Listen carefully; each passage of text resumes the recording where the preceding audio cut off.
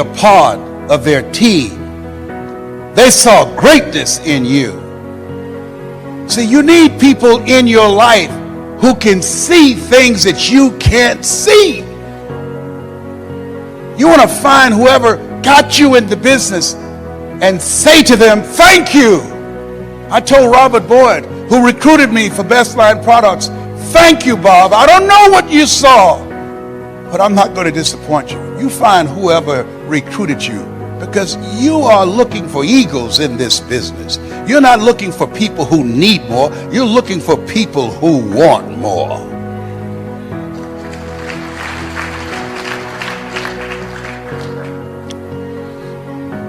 Let us say together, it's possible. Everybody together, it's possible. I can live my dreams. I will work on myself every day. I will retrain my thinking every day. I will listen to audio programs. I would read 10 to 15 pages of something positive every day. I will turn off my television and turn on my life.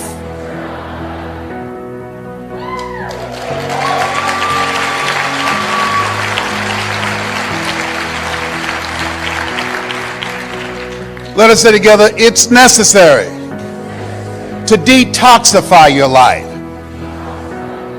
Ladies and gentlemen, how many of you are serious about reaching your goals? Raise your hands, please. Very good. Listen, it's your time.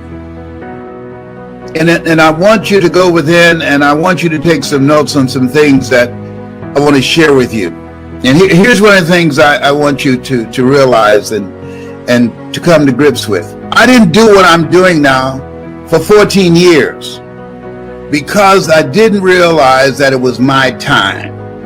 Now you might be saying, well, how do you determine that? The fact that you're here to do the greater work. And what I did was I disqualified myself.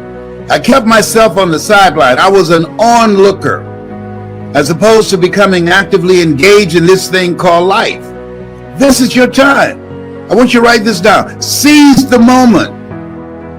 Seize the moment. Remember when Michael Jackson put off years from doing a national and international tour, and then he said he's going to put on this last concert, and he said, this is it.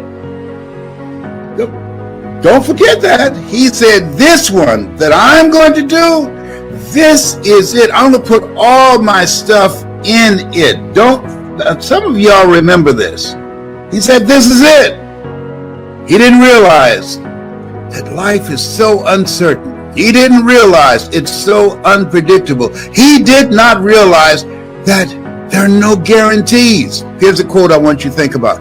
If you put everything off until you're sure of it, you'll never get anything done. If you put everything off until you're sure of it, you'll never get anything done. And so I remember thinking about, well, I don't have a college education. Well, I can't compete with people with PhDs and MBAs. I don't have any paper behind my name. Listen, what you have and who you are is enough.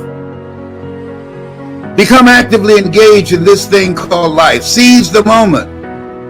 I constantly say, live like a warrior. And warriors are always in fight mode. And this is what you have to do, because this thing called life, it's challenging.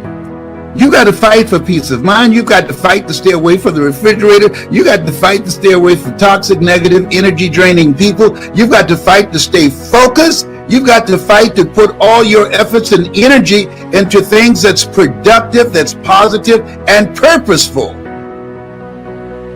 See, it doesn't take any motivation to procrastinate. It doesn't take any motivation to put things off or to think negatively, but it takes motivation to be optimistic in spite of, to have a perpetual vision of yourself and your life in a spirit of optimism in spite of the circumstances and the adversities that's always knocking at the door or peeping through the window. If you put everything off till everything get right, oh, when I get all my ducks lined up, is that right? What if it's not duck season? When I get all my ducks lined up, when Peter stopped robbing, one of those things my mother used to say, robbing Peter to pay Paul. That's what Mama used to say. Robbing Peter to pay Paul. How did she come up with that one? Listen, if there's anything that we know now, just with I want you to look at, and that things that I know, I'm 75, and so I know a thing or two. And I remind you of that because I'm finding so many of my classmates, the only time that I get calls from them is when someone dies. Now, guess what happens when somebody who's handling the roster for class reunions and activities of people that we graduated with? You know what happens when you get calls to that effect or get a text? You're thinking, am I next? Send me some information about the ones that are living. Send me some information about my classmates that are making a difference. Send me something about my classmates who graduated with me in 1963 from Booker T. Washington High School in Miami, Florida, that's living their dream and taking their lives to the next level, that's creating generational wealth, that's happy and successful, and what good things they're doing in the world, the greater work, so I can emulate that, so I can be encouraged by that. Don't tell me about people that's dying. I find out sooner or later. I'm not being insistent. I really don't mind that. But I'm saying let's balance it out. Balance it out, because all of us going to go. Nobody's figured out how to get out of life alive. Nobody.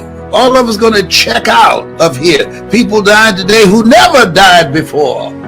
You know what? Oh, behave, Tyrone. You know what? So here's something that Shakespeare said. Defer no time. Delays have dangerous ends. Defer no time. Delays have dangerous ends. You think about that, because I didn't think I can be who I'm now being. I didn't think the life that I've been living, that it was available to me. Here's what I know. If you focus on living, if you focus on being actively engaged in life, every day finding some way in which you can make a greater impact, where you can do more, that you can achieve more, the possibilities are unlimited as to what can open up for you. And so I was hungry. How did you get started? I was hungry. I was hungry to buy a home for my mother. I was hungry to do something that would give my life a sense of value. I was hungry to be my own boss. I realized that the reason at first I used to get angry when they used to fire me, saying I had too much mouth, and that I was just too upbeat. And so they want to check me. They want to put me in my place. Well, I'm not that kind of guy that you can just disrespect me. No. This is your place, not a problem. I was looking for a job when I found this one. No problem.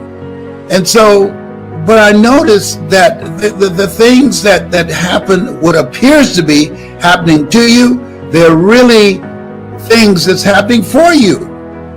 Because had I not been made uncomfortable working for someone, you would not know this Les Brown that you now see. See, sometimes life has to step in and say, you know what? He's a slow learner. Let's step in here. When you don't have enough courage to do what it is that you've been sent here to do, to live the life that you've been chosen out of 400 million sperm to live, when you don't have enough courage to do that, life moves on you. You were chosen to do the greater work. That's why you're still breathing. That's why you're not taking a dirt nap. That's why you are here, to be a blessing. We were created by the Creator to create. What do you mean by hungry? People that are hungry, they're positive about what they want. People that are hungry, they're persistent. They keep coming back again and again and again. They know that you will fail your way to success. People that are hungry are willing to persevere when it appears that all the odds are stacked against them. They keep coming on. When everybody has counted them out, they as long as they got a pulse, they keep coming back. They keep holding on. They don't give up. They might bend, but they won't break. Are you hungry? Is there something in your life, as you think about your life right now? And I did this self-explanatory style of saying to me, Les Brown, come on, you can do this. You can do this. Sometimes you have to talk to yourself. But the other thing is, I asked myself, if I died now, what would I be upset about? Some dream that I had that I put off that I didn't get done. And at that point, I thought about, I love to travel. There are places I wanted to go, things I wanted to see, experiences I wanted to have. And I saw a guy who was speaking, and I said, hey, I can do that. The room was as quiet as a graveyard between funerals. He didn't get any response from the audience at all. I feel so sorry for him. But I said, man, this guy is boring. Fortunately, I was seated next to his brother-in-law. Coincidence is God's way of staying anonymous. I said, this guy is boring. And he said, the brother, thank you, Lord. A lot of people are partying. I wasn't partying. I said, thank you, Lord. I'm still here. Cancer Centers of America amazed at me.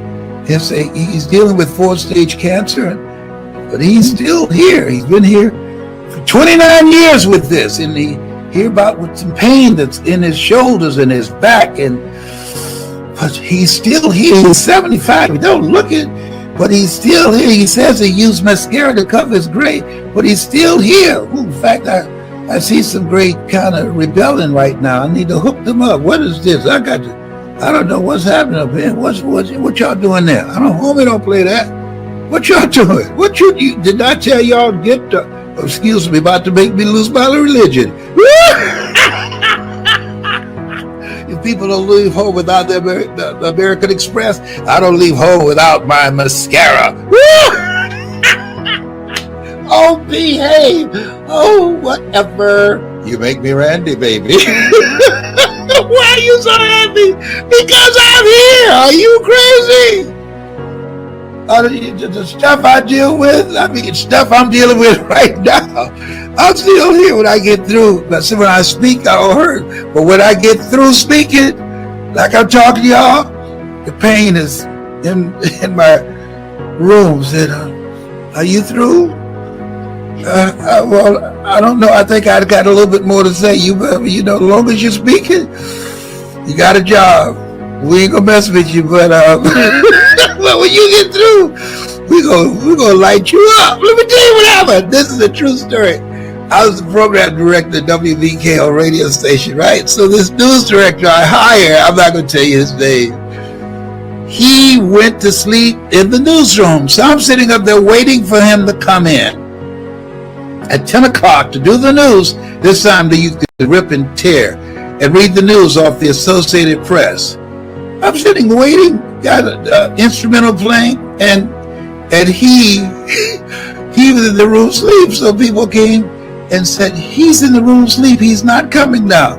I put on a long record, and I had everybody come watch, and I put a note in his hand while he was asleep, and the note read, as long as you sleep, you got a job. When you wake up, you are fired.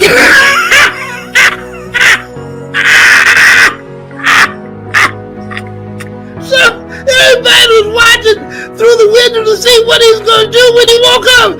He woke up.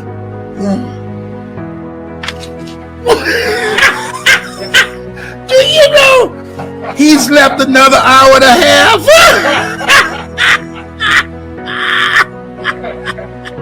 We got tired of watching it. He slept another hour and a half. I guess he looked to see we were out there.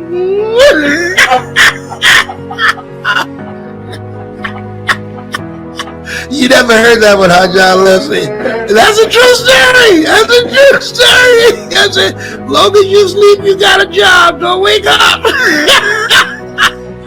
Okay. But listen, what does it take to make it now, Les? Mental resolve. All right. Next thing is, you have to upgrade your skill set.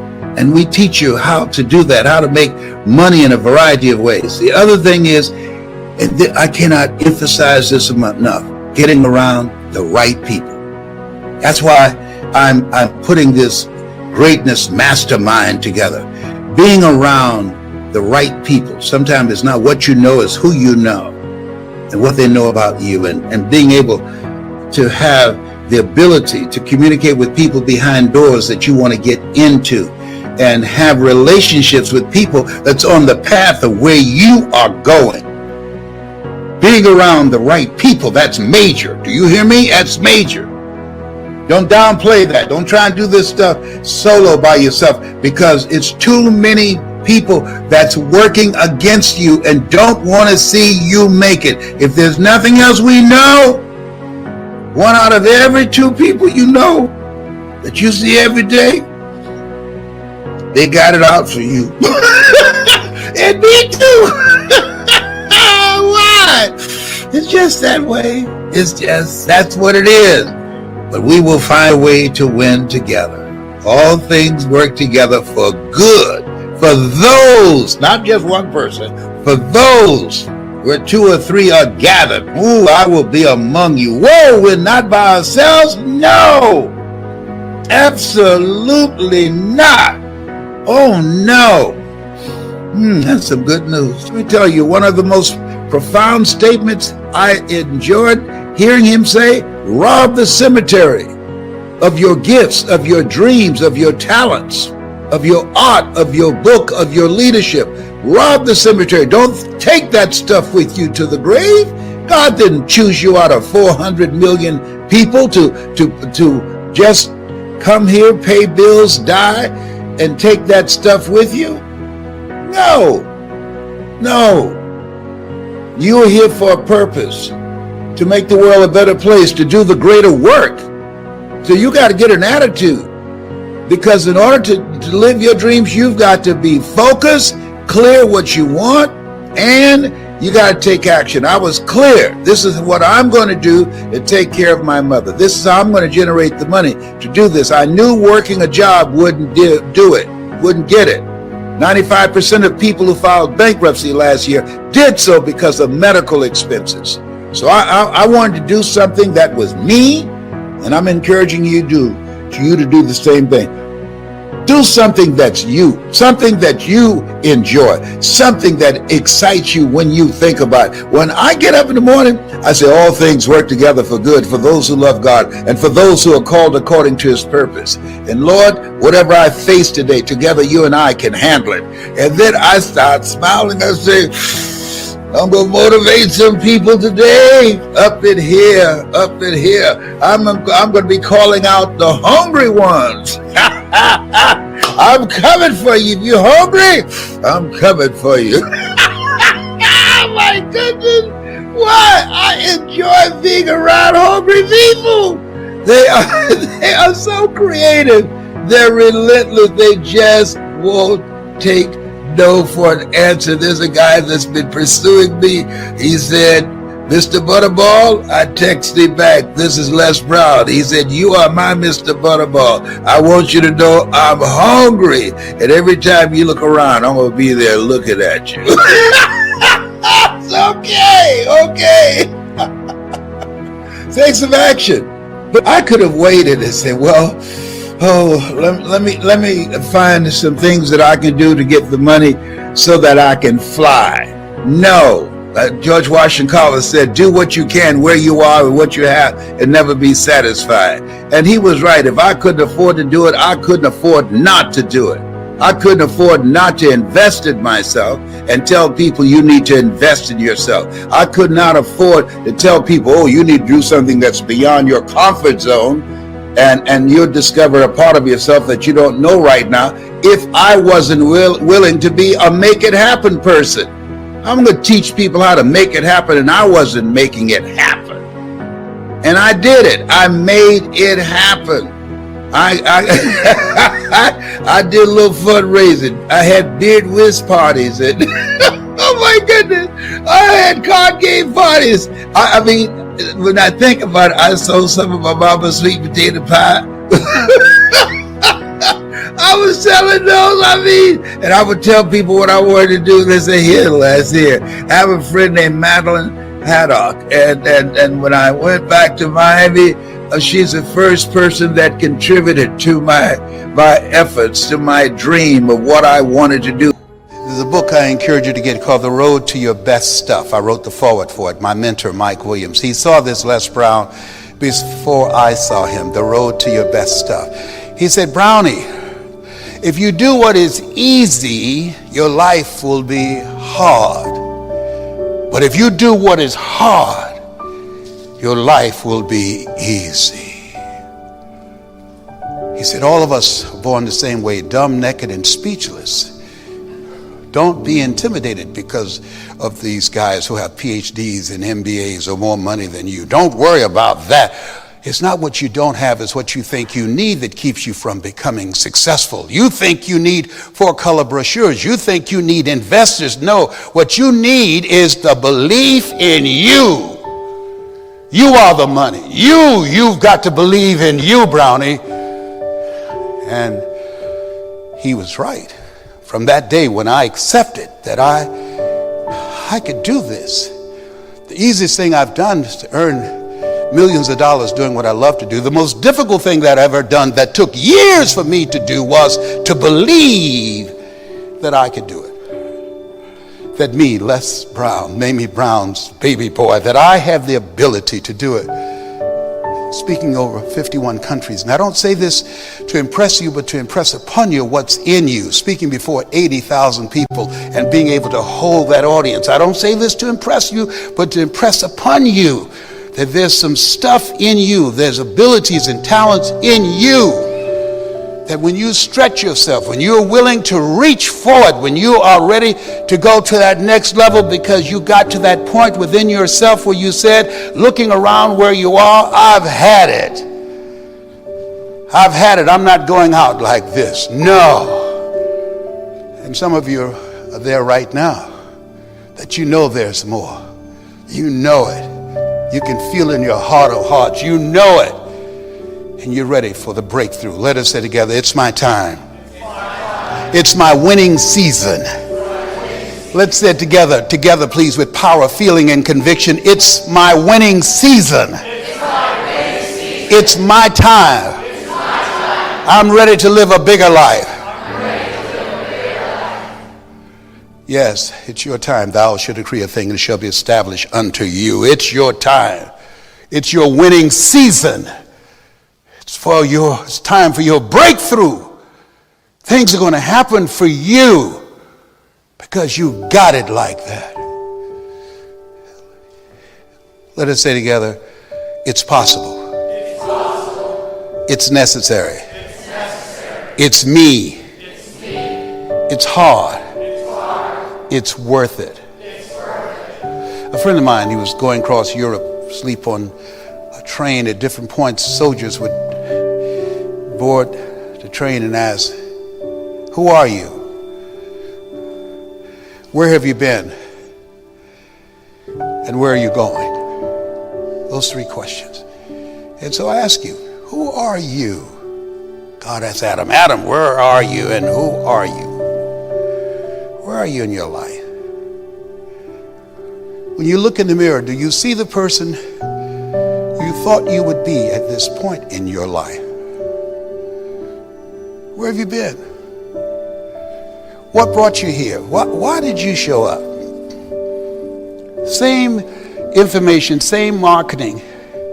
With some entertainers, you have people around the block. But You didn't come here to be entertained. You came here to be reminded of what you already know. So, where are you going? I want you to think about that. And wherever you're going, I want you to see it in your mind's eye, complete it. See it. See it. See it in your mind's eye. Give you all your eyes can see. See it accomplished. And experience what it's like. And say, thanks. If you're facing a challenge, see yourself on the other side and say, I got through it. Thank you. I'm still here. Thank you. I got my right mind. Thank you. I got heart. I got spirit. Thank you. I'm still standing. See it. And Nietzsche said, if you know the why for living, you can endure almost anyhow. What drives you? What keeps you going? Lewis Howe asked me the question, what's your reason? I have some new reasons. Mama has since made her transition. I want to make my mother proud. I've got children. I got grandchildren. I got 4 great-grandsons. I want to make a mark. I want to make a difference. My daughter, Ona, called me one day and she said, Daddy, what are you doing? I said, I'm at my desk. She said, oh, there's a police officer in the middle of the road and traffic stopped and they're waiting for a funeral to come by. Then all of a sudden she said, whoa, wow. I said, what's wrong? She said, oh my God. I said, was there an accident? She said, no. A hearse came by and there was only one car behind it. She said, when I go, I want there to be a long procession of cars. When I go, I want, because of the impact I made on people's lives, that the cemetery would be packed with people to celebrate that I came this way. How many of you would like to have a greater impact? Raise your hands, please. Yes. And so let us say together, live full, die empty. One night when I was comforting myself, I had 238 radiation seed implants. And my PSA, which stands for prostate specific antigen, had risen to 2,400. And cancer, they said, it metastasized to 7 areas of my body. And I was reading Dr. Howard Thurman, who wrote, Deep is the Hunger, the Voice of the Genuine, the Centering Moment. He said the ideal situation for a man or woman to die is to have family members praying with them as they cross over. He said, but imagine, if you will, being around your deathbed, people, ghosts, looking at you, saying, we came to you, and only you could have given us life, and now we must die with you forever. Miles Monroe, great preacher out of Bahamas, said the wealthiest place on the planet is not in the Far East where there's oil in the ground. It's not Africa where the diamond mines. He said the wealthiest place on the planet is a cemetery. Books that were never written, potential never realized, gifts, talents, skills, art, music the world never heard. Repeat after me, please. Live full. Die empty. See, the question becomes, if you died today, what dreams, what inventions, what ideas? Help me with a microphone, please. Come on, this is not an ever-ready battery.